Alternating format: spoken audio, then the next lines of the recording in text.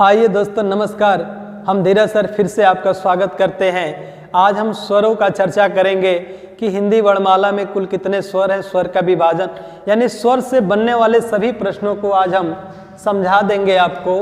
तो आइए, स्वर को अंग्रेजी में वावेल के नाम से जानते हैं और व्यंजन को कॉन्सोनेंट के नाम से जानते हैं। जो स्वतंत्र रूप से बोले जाते हैं इन्हें क्या कहते हैं? स्वर कहते हैं। इनकी कुल संख्या कितनी मानी गई है? जब भी प्रश्न पूछ देगा कुल संख्या तो 13, लेकिन स्वरों की संख्या 13 - 2 = 11, क्योंकि 2 को नहीं गणना करते हैं। कौन से 2 को? अंग और अ को। अ, आ, छोटी, बड़ी, छोटा उ, बड़ा उ, री, ए, ऐ, ओ, औ, अंग। आइए देखते हैं यही हमारे पास टोटल कितने होते हैं। यही टोटल जो स्वर होते हैं या 13 होते हैं। अगर पूछ दिया स्वर की संख्या हम लिखेंगे 11, क्योंकि अंग और अ को गणना नहीं करेंगे, क्योंकि अ की कोई मात्रा नहीं होती है। आइए अब देखते हैं मात्रा के आधार पर स्वर की संख्या 10। सबका मात्रा है न, औ का, ओ का, ऐ का, ए का, री का, बड़ा उ का, छोटा उ का, बड़ी का, छोटी का, आ का, लेकिन अ का कोई मात्रा नहीं। यानी स्वर पूछ देगा कुल स्वर 13, स्वरों की संख्या 11, क्योंकि इन दोनों को नहीं गिनते हैं, ये अयोग वाक्य कहलाते हैं। मात्रा के आधार पर स्वर कितने? 10, क्योंकि अ का मात्रा नहीं होता है। उच्चारण के आधार पर स्वर कितने होते हैं? 10। बड़ी मजेदार प्रश्न बन जाता है उच्चारण के आधार। क्यों?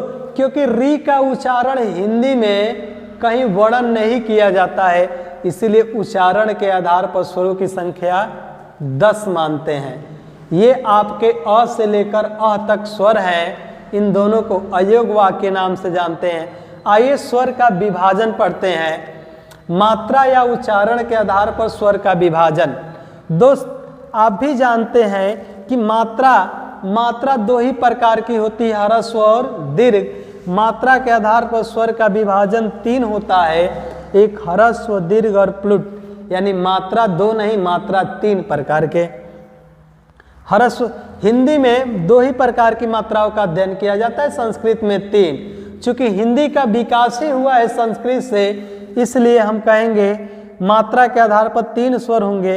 ह्रस्व स्वर, इसी को कहते हैं, ह्रस्व स्वर को एक मात्रिक स्वर, या इसी को दूसरा नाम है लघु स्वर, या इसी का दूसरा नाम है मूल स्वर। मूल स्वर जो आप देख रहे हैं यहाँ पर ध्यान देंगे, ये जो मूल स्वर है अ, छोटी ई, छोटा उ और री, इन चारों को मूल स्वर, यानी हिंदी में 3 ही मूल स्वर होते हैं, लेकिन संस्कृत में 4, क्योंकि हिंदी की उत्पत्ति किससे हुई? संस्कृत से। हिंदी की आदिजन्य कौन? संस्कृत। तो हिंदी में स्वरों की मूल स्वर कितने होते हैं तो देख लेंगे यहाँ पर। तो हम गिन लेंगे जिनका एक मात्रा, जिनको बोलने में एक मात्रा काल का समय लगे, उन्हें ह्रस्व स्वर के नाम से जानते हैं। जिन्हें बोलने में द्विमात्रा काल का समय लगे उसे दीर्घ स्वर या द्विमात्रिक स्वर या उसे संयुक्त स्वर के नाम से जानते हैं। इनकी संख्या 7 होती है, बड़ा, बड़ी, बड़ा उ, ए, ऐ, ओ, औ। यानी मात्रा काल के आधार पर विभाजन किया जाता है। ह्रस्व के 4, दीर्घ के 7। तीसरी बात आती है प्लुट स्वर। प्लुट स्वर किसे कहते हैं? ऐसे स्वर जिसको बोलने में ह्रस्व कामा दीर्घ से भी अधिक समय लगे, अर्थात जिनमें 3 मात्रा काल के समय लगे, उसे क्या कहते हैं? त्रैमात्रिक या प्लुट स्वर के नाम से जानते हैं। अच्छा, त्रैमात्रिक, जो मात्रिक नहीं समझ रहे हैं, पलक झपकने का जो काल है इसको हम मात्रा काल के नाम से जानते हैं। जो ही आप पलक झपकाते हैं ना, यही मात्रा काल होता है।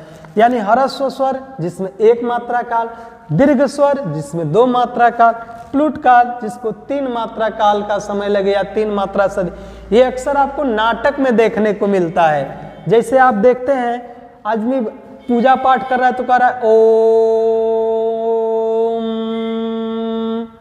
मतलब लंबे समय तक इस ध्वनियों को खींचा जाता है। जैसे नाटक में आप देखते होंगे रमुआ रे, कलुआ रे, यानी जो लंबे समय तक स्वर दिखाया जाता है, इन्हें प्लुट स्वर या त्रैमात्रिक के नाम से जानते हैं।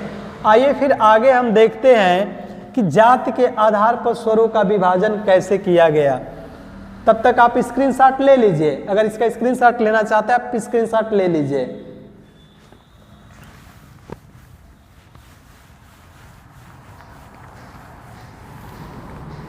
आइए दोस्तों, अब हम अध्ययन करते हैं जाति के आधार पर स्वर का विभाजन।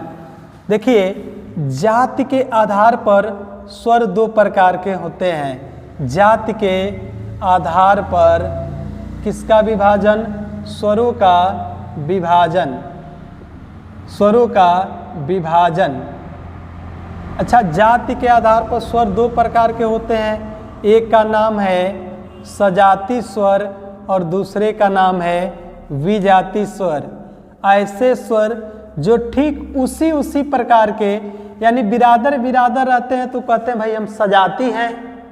अभी आप किसी दूसरे वर्ग से दोस्ती करेंगे तो आपको लोग कहेंगे विजाती वर्ग है। अच्छा, अपने ही वर्ग से अगर दोस्ती यारी हो रही है तो ये सजाती वर्ग है। अर्थात अ और अ मिला तो क्या बनाया बाबू? आ। छोटी ई मिला तो क्या बना? बड़ी ई। छोटा ऊ मिला तो क्या बनाया? बड़ा ऊ का निर्माण करता है। तो यह क्या है? सजाती स्वर। ठीक, फिर देखेंगे री और री मिलता है तो बड़ी री का प्रयोग होता है। इसका प्रयोग संस्कृत में आपको देखने को मिलेगा। विजाती स्वर किसे कहते हैं? ऐसे स्वर जो अपने से अलग जाति से मिलकर बने, जैसे अ के साथ या अ या छोटी ई अगर मिल गए तो बना क्या? ए। अगर अ के साथ अगर ए मिल गया तो बनाया क्या? ए। अ के साथ अगर छोटा ऊ मिलता है तो बनता क्या है? ओ। अगर अ के साथ बड़ा ऊ मिलता है तो बनता है क्या? औ। अर्थात देखें तो विजाती भी स्वर कितने होते हैं? 4। और सजाती भी स्वर कितने होते हैं? तो 4। आइए फिर हम चर्चा करते हैं जीभ के आधार पर स्वर का विभाजन। जीभ के आधार पर स्वरों का विभाजन। अब अगला हेडिंग डाल लीजिएगा, जीभ के आधार पर स्वर का विभाजन। अच्छा, जीभ जो होती है, जीभ के आधार पर स्वरों का विभाजन कितने प्रकार से किया गया? 3 प्रकार के। एक जीभ का अगला हिस्सा, मध्य हिस्सा और पिछला हिस्सा। यानी हम कहें तो इनका विभाजन 3 प्रकार से किया गया। कौन कौन? अग्र स्वर, और दूसरे का नाम है क्या? मध्य स्वर, और तीसरे का बाबू क्या नाम है? पश्च स्वर के नाम से जानते हैं, पश्च स्वर। अच्छा, अग्र स्वर किसे कहते हैं? ऐसे स्वर जो जीभ के अग्र हिस्से से बोला जाए। यानी ये आपका अगर जीभ है, ये आपका मुख है, मुख और ये गला से ज्वाइंट जीभ के अगले हिस्से से बोला जाए तो इसको क्या कहेंगे? अग्र स्वर। अग्र स्वरों की संख्या 4 होती है। छोटी ई, बड़ी ई और ए और ऐ। इनकी संख्या केवल 4 होती है जो जीभ के आगे हिस्से से बोला जाता है। ई, ए, ऐ। देखिए ना, आप बोल के देखिए, हिंदी पढ़ रहे हैं तो हिंदी आपको एकदम नस नस में उतार देंगे। आइए देखिए, अग्र स्वर यानी जीभ के अगले हिस्से से, इसको बोल के आप देखिए ना, जहाँ बैठे हैं, जहाँ वीडियो देख रहे हैं वहाँ बोल के देखिए। ई, ए। अच्छा, मध्य स्वर। मध्य स्वर से पहले हम जरा जान लें पश्च स्वर। अच्छा, ये आया कितने नंबर पर है? देखिए, अग्र का मतलब 1, मध्य का मतलब 2, पश्च का मतलब 3। आया 3 नंबर पर ना। जितने अ को छोड़ दीजिए, अ को कहाँ आ जाता है? मध्य में आ जाता है। कितने ऐसे स्वर हैं जिनके आगे इसी प्रकार 3 बनता है? आ में बनता है, ठीक, और किसमें बनता है? छोटा ऊ में बढ़ता है, बड़ा ऊ में बनता है, ओ में बनता है और औ में बनता है। देखिए ना, इनके आगे 3 के तरह नहीं बनना है। इनके आगे भी 3, इनके आगे 3, इनके आगे 3, इनके आगे 3, लेकिन इसके आगे अ को मध्य स्वर में रखा गया है। इसीलिए अ का एक और नाम रखते हैं क्या? केंद्रीय स्वर। या इसी का एक और नाम है क्या, शहीद स्वर। शहीद स्वर। अभी आप एक और नाम पढ़ के आए हैं, अमात्रिक स्वर। इसका कोई मात्रा नहीं होता है, इसे बीजाक्षर स्वर या एकाक्षर स्वर, शहीद स्वर अ को कहते हैं, क्योंकि अ की कोई मात्रा भी नहीं होती है। अ कहाँ गिना जाता है, हमेशा मध्य स्वर में गिना जाता है। फिर आपको हम चर्चा करेंगे ओष्ठ के आधार पर स्वर का विभाजन। आइए तीसरे को देखते हैं, ओष्ठ के आधार पर स्वर का विभाजन। ओष्ठ के आधार पर स्वर का विभाजन केवल और केवल कितने प्रकार से किया गया है, 2 प्रकार के। कैसे कैसे, एक का नाम है वृत्ताकार और दूसरे का क्या नाम है, अवृत्ताकार। अर्थात ऐसे स्वर होते हैं जिनको बोलने पर ओठ की आकृति कैसी हो जाती है, गोलाकार हो जाती है।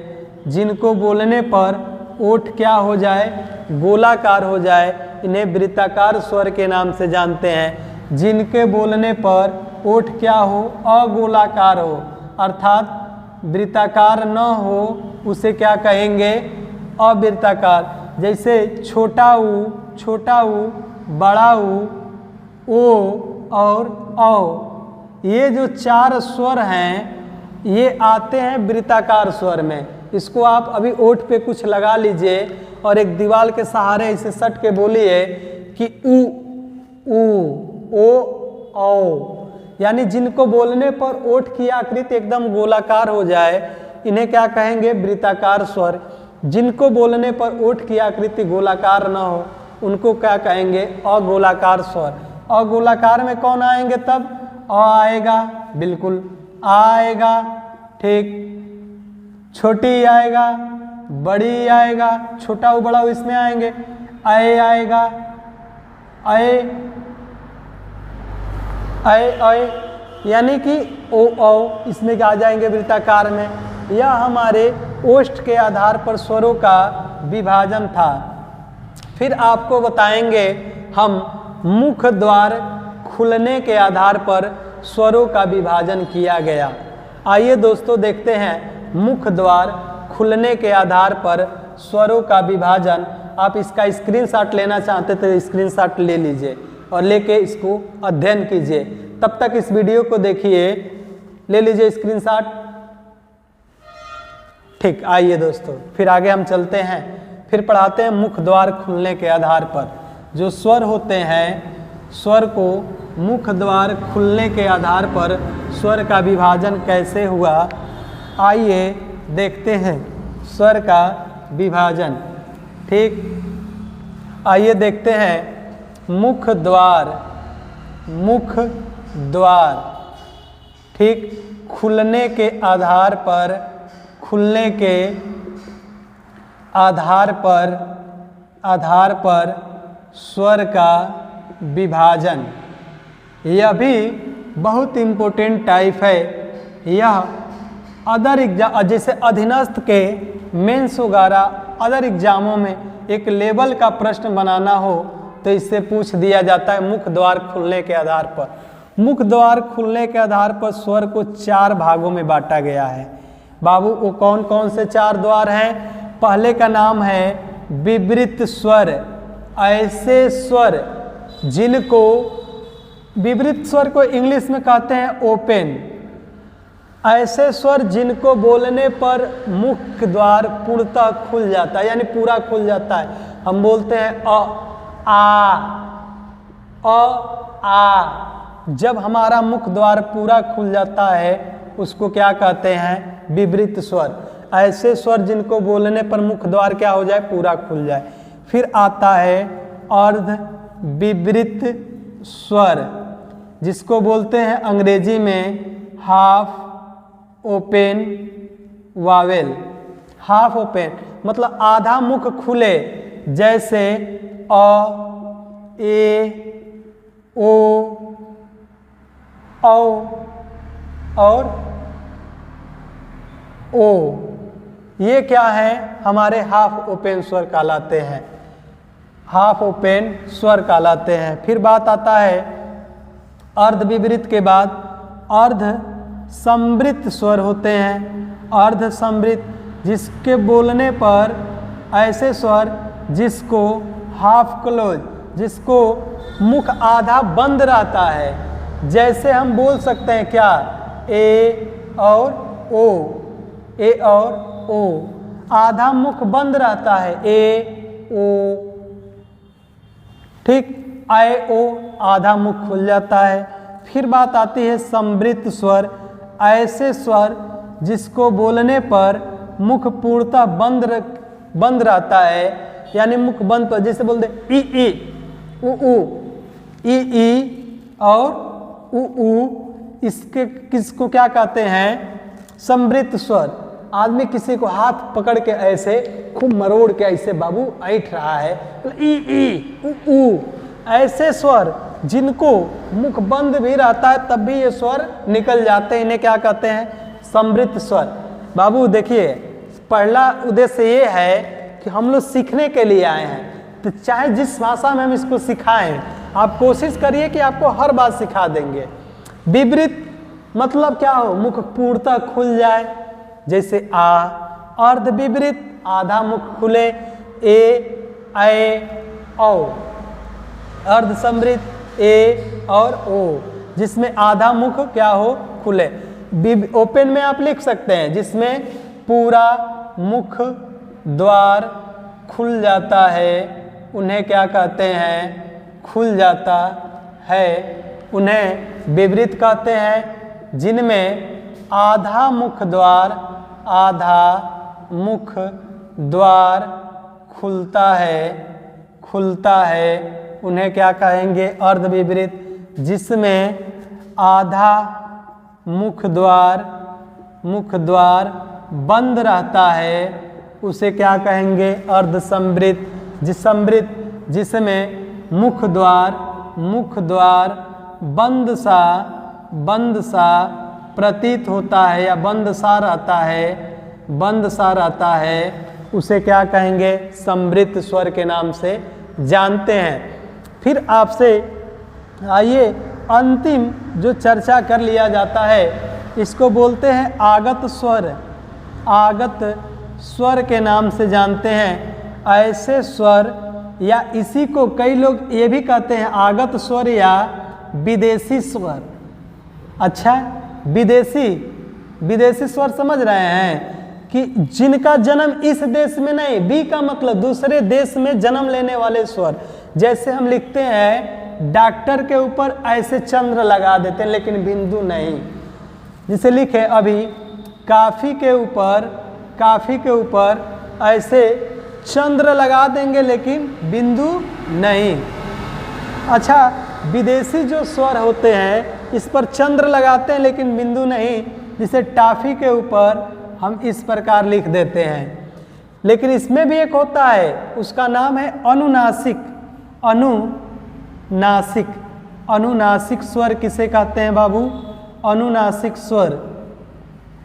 ऐसे स्वर होते हैं जो मुख के साथ साथ हवा नाक से भी निकलता है। जो मुख के साथ हवा नाक से भी निकलता है, नाक से भी क्या होता है, निकलता है, उन्हें हम क्या कहते हैं, निकलता है। उन्हें अनुनासिक के नाम से जानते हैं। उन्हें अनुनासिक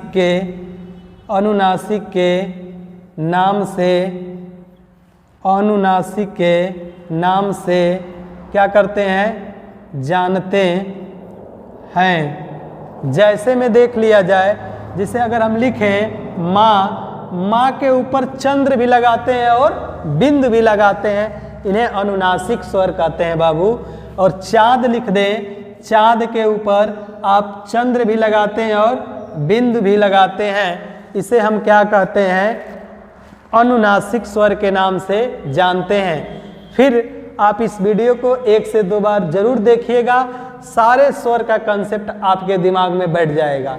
नहीं आएगा आप कमेंट बॉक्स में फिर कमेंट करिए, फिर हम आपको समझाने का प्रयत्न करेंगे। हमारा उद्देश्य है कि जनहित में सभी लोगों को शिक्षित करना। हम केवल फ्री में ये आपको YouTube पर वीडियो देने वाला, एक साथ स्वर देने वाला, एक साथ सभी को समझाने के लिए हम आए हैं। और ये ज्ञान संगम चैनल निस्वार्थ आपकी सेवा कर रहा है। फिर आपसे मिलते हैं व्यंजन अगले वीडियो में व्यंजन के कंसेप्ट के साथ। तब तक के लिए जय हिंद दोस्तों।